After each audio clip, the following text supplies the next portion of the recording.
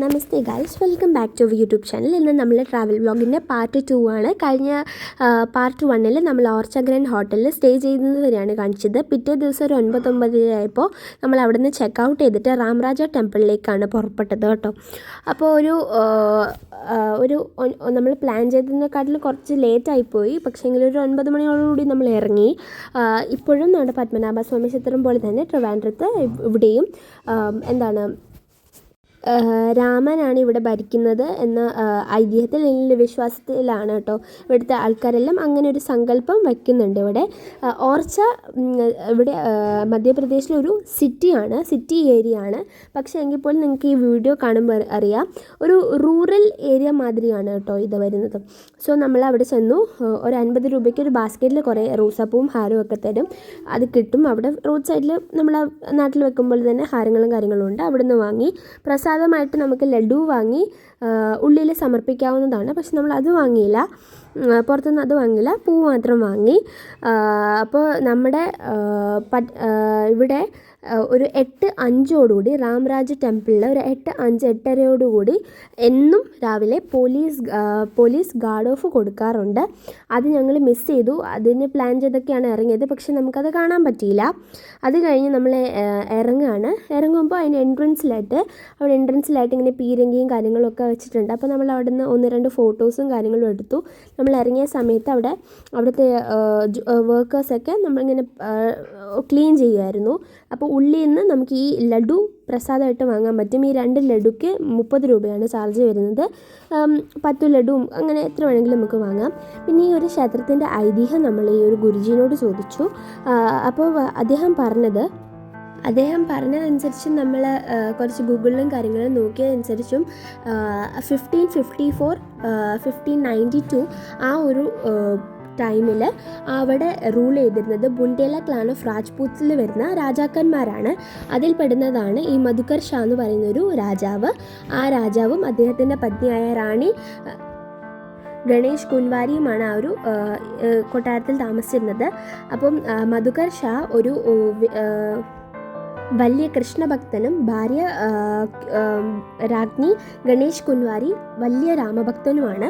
അപ്പം മധുകർ ഷാ പറഞ്ഞതനുസരിച്ച് ഗണേഷ് കുൻവാരി രാമനെ കൊണ്ടുവരാനായി അയോധ്യയിൽ പോയി 21 ദിവസം കഠിന വ്രതമെടുത്ത് രാമൻ്റെ 3 വ്യവസ്ഥകൾ പാലിച്ചുകൊണ്ട് രാജ്ഞി രാമനെ കൊണ്ടുവരികയും അതുവരെ താമസിച്ചിരുന്ന കൊട്ടാരം രാമഭഗവാന് അമ്പലമായി കൊടുക്കുകയും പിന്നിട്ട് ഈ ഇപ്പോൾ കാണിക്കുന്ന ചന്ദ്രഭുജ് ടെമ്പിൾ എന്ന് പറയുന്ന ഈ ഒരു ക്ഷേത്രം അല്ലെങ്കിൽ ഈ ഒരു പാലസ് മുഗൾ എംപയർ അല്ലെങ്കിൽ മുഗൾ സമയത്ത്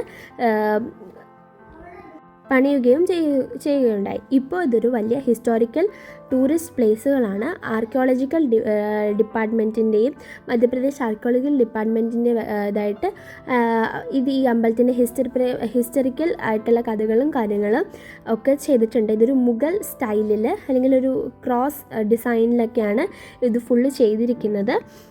അപ്പോൾ ഈ ഒരു ചന്ദ്രഭുജ് ടെമ്പിൾ അല്ലെങ്കിൽ ഈ ഒരു പാലസ് 2 പ്രാവശ്യം ഇതിൻ്റെ പണി മുടങ്ങിയതാണ് മുഗൾ എംപയർ സമയത്ത്.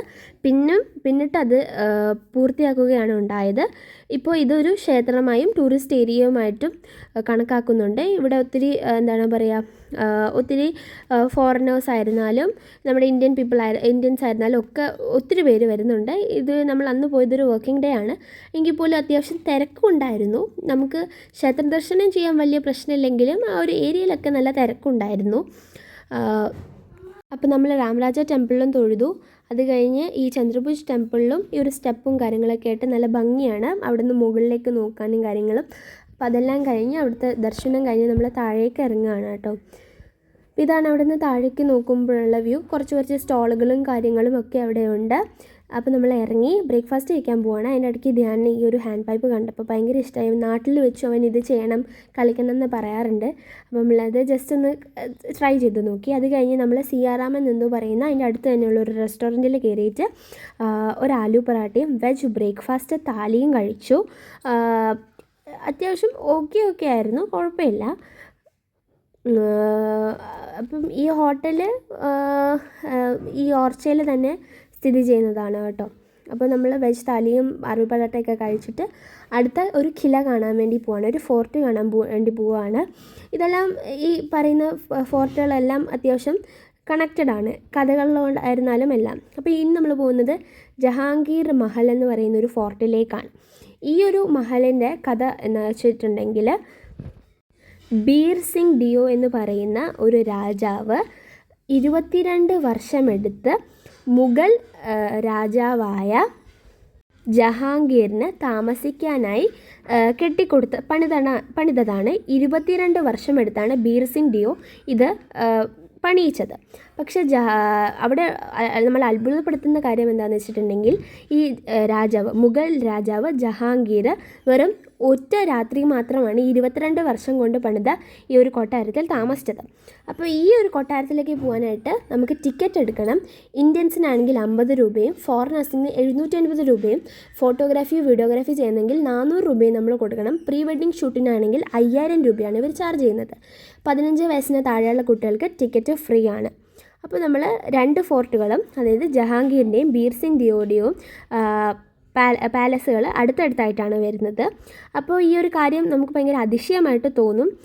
അപ്പോൾ നമുക്കറിയാം, അപ്പോൾ ഇതിൽ തന്നെ മനസ്സിലാക്കാൻ പറ്റുന്ന കാര്യം എന്താണെന്ന് വെച്ചിട്ടുണ്ടെങ്കിൽ, ഈ ഒരു പാലസ് സിംബലൈസ് ചെയ്യുന്നത് ഒരു ഫ്രണ്ട്ഷിപ്പിൻ്റെയും റൂളേഴ്സ് ബിറ്റ്വീനുള്ള ഫ്രണ്ട്ഷിപ്പിൻ്റെയും ഒക്കെ ആ ഒരു ബോണ്ടാണ് കാണിക്കുന്നത് എന്നാണ് പറയപ്പെടുന്നത്.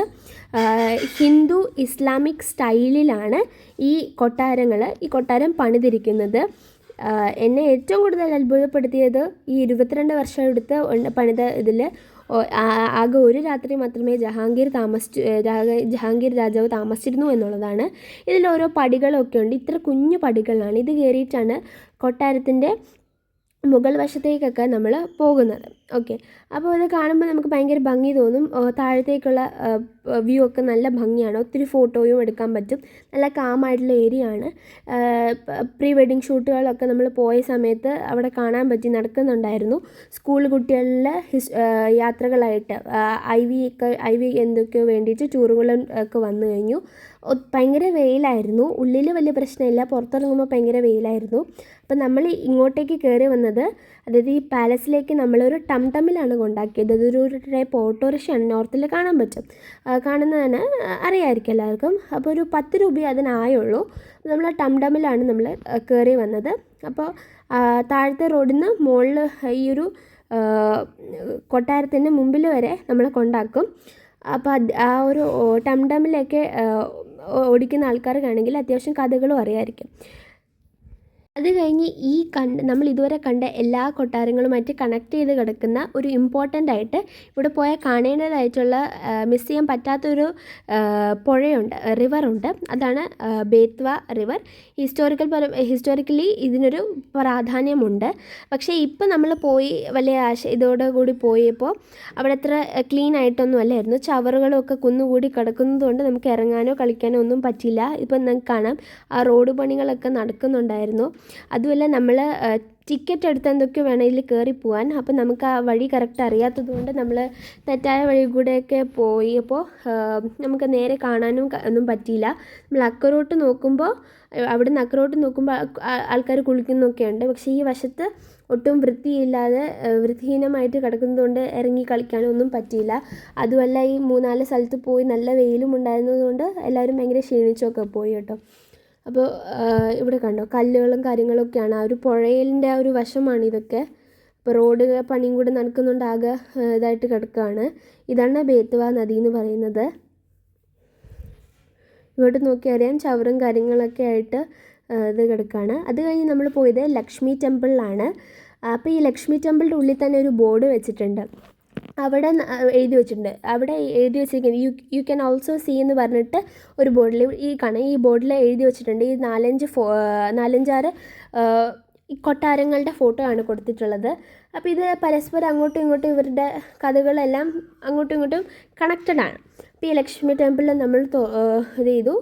എന്നാൽ നമുക്ക് പ്രത്യേകിച്ചൊന്നുമില്ല, ഒക്കെ പോയി കണ്ടു. അത് കഴിഞ്ഞ് ബേത്വ നദിയും ഇപ്പോൾ കണ്ട ഇത്രയും പാലസ് പോലെ തന്നെ വളരെ ഇമ്പോർട്ടൻ്റ് ആയിട്ടുള്ള ഒരു വൃക്ഷം കൂടിയാണ് ഈ കൽപ്പ് വൃക്ഷം എന്ന് പറഞ്ഞാൽ ഈ നേരെ കാണുന്ന ഒരു വൃക്ഷം. ഇതിൽ ഒരു ചില്ല ആട്ടിയാൽ തന്നെ ഈ ഫുള്ള് മരം കുലുങ്ങും എന്നാണ് പറയുന്നത്. ഈ വൃക്ഷൻ്റെ അല്ലെങ്കിൽ ഈ ഒരു മരത്തിൻ്റെ പ്രത്യേകത എന്താണെന്ന് വെച്ചിട്ടുണ്ടെങ്കിൽ രാംരാജ ടെമ്പിള് അന്ന് പണിതത് 1554-1592 സമയത്ത് മധുകർ ഷായുടെ ഒരു റൂളിംഗ് സമയത്താണ്. അപ്പോൾ മുതലേ ഉള്ളൊരു വൃക്ഷമാണ് ഈ ഒരു കൽപ്പവൃക്ഷം. അപ്പോൾ 6 മാസം മുമ്പ് വരെയുള്ള നല്ല ഇലയും പച്ചപ്പും ഒക്കെ ആയിരുന്നു. ഇപ്പോൾ ക്ലൈമറ്റ് ശരിയല്ലാത്തതുകൊണ്ടും അതിൻ്റെ ഒരു സീസൺ ഉണ്ടാവുമല്ലോ, അതുകൊണ്ട് അത്ര ഭംഗിയായിട്ടൊന്നുമല്ല, ഭയങ്കര ഡ്രൈ ആയിട്ടാണ് അത് ഇരിക്കുന്നത്.